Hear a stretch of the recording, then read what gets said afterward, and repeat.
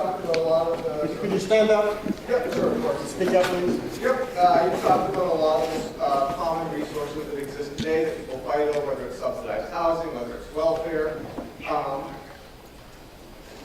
For a lot of graduate students, and not just in Pittsburgh, but lots of places, graduate students and other occupations within the university, adjunct professors are underpaid so severely that many graduate students and adjunct professors have to rely on these same things to get by. And then graduate students or adjuncts who are immigrants are put in an even more underprivileged position, where many of these common resources aren't available to them. And so this is a place where these struggles over common resources and subsistence take place not just in the past and the present, but within the academy and the places that lots of us work and lots of us study. And so here at Pittsburgh, we have a department that's working for us with lots of these issues in the history department, but there are lots of students, graduate students at other universities, adjuncts here and elsewhere, who work and struggle with these issues and other issues within the department and elsewhere, and at a university that invests in Sudan and does business with people who are operating in Darfur, and a university that does research with the military, and that just recently held a conference to help discuss how to perpetrate war crimes more successfully and more effectively.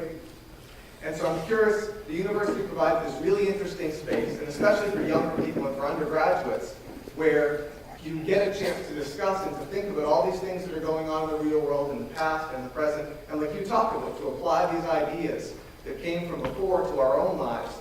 So I'm curious, as someone who spent a lot of your life in the university environment, what you can offer those of us, whether it's graduate students, whether it's undergraduates, whether it's working people who do the street sweeping and the dishwashing and the cooking and answering the telephones in universities, what you see is the place of the university both as a site of the kinds of social struggles you're talking about and the place that the university can play, the role that it can play in these struggles.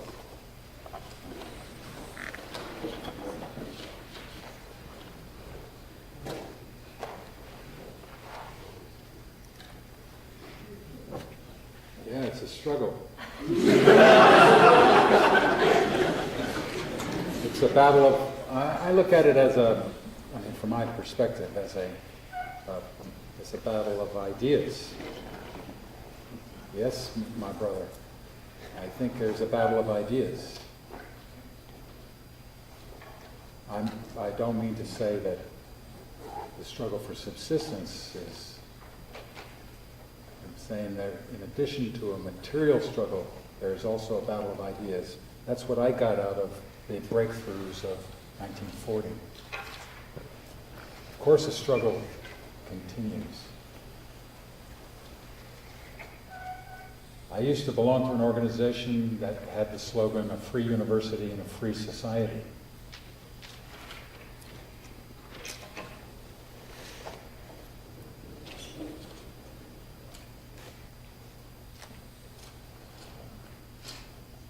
I don't know enough about the way graduate students are organizing. I don't know enough about how the machine of knowledge is reproducing itself. But if at a public lecture in Pittsburgh, the first question is yours,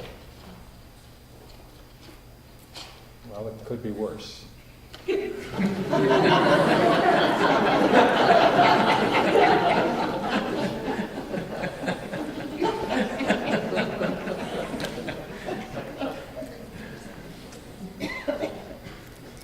Other questions? And when it comes to office perks or subsistence stuff, I'm not saying Estovers or Panage or Jiminage is going to be a direct help at the court of law. It might be worth something in class or in late night discussions.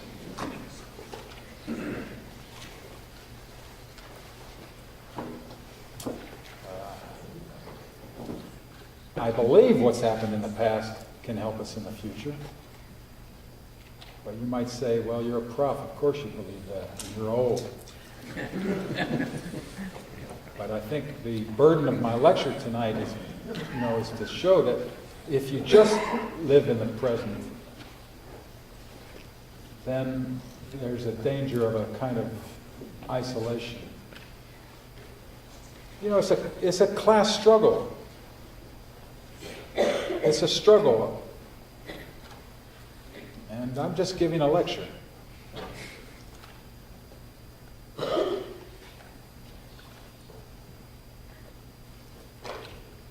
sorry, I'm sure there are many others in this hall who would have could help you with your questions. I think university used to mean like it's related to universe.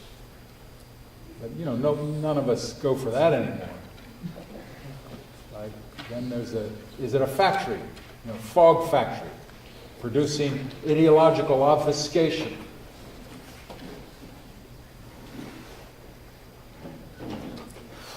No, I don't think so. There are people like yourself, there are many here with open minds who are engaged in the battle of ideas, engaged in the critique of the university, engaged in the critique of the different disciplines that keeps labor history apart from everything else, from art, that treats material life as different from spiritual life, that puts economics and business over there with tons of money. This is a struggle, but ideas, I got that from the 40s, from Carlos Bulosan. These ideas are for us. And for you. They're for you.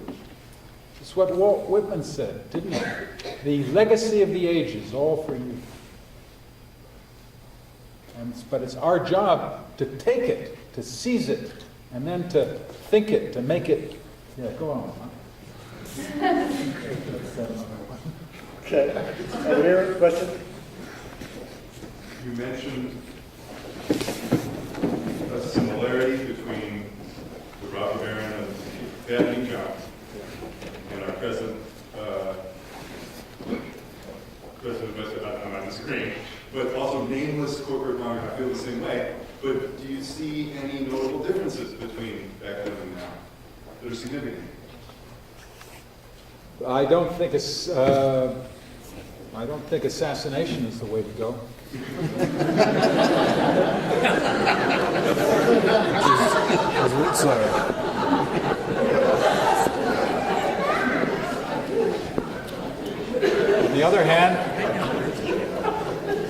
On the other hand, back then, if they get a new king, they'd open up the jails to show that this king was merciful. I wouldn't mind seeing a little more mercy in the justice system. How about every time there's a new president, the jails are open?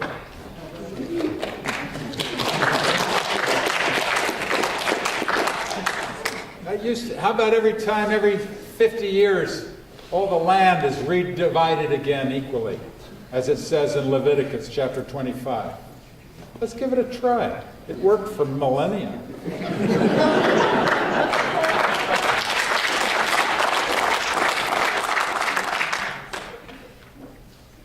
So those are some differences. Similarities? How many people bag a deer in hunting season? Yeah. So there's one or two. When Marcus came here years ago, he said, "Peter, at hunting season, half my class disappears." Okay. You're just not good shots. Well, that's Just like a frick. that would be and they miss Frick, huh? That would be a similarity. There's a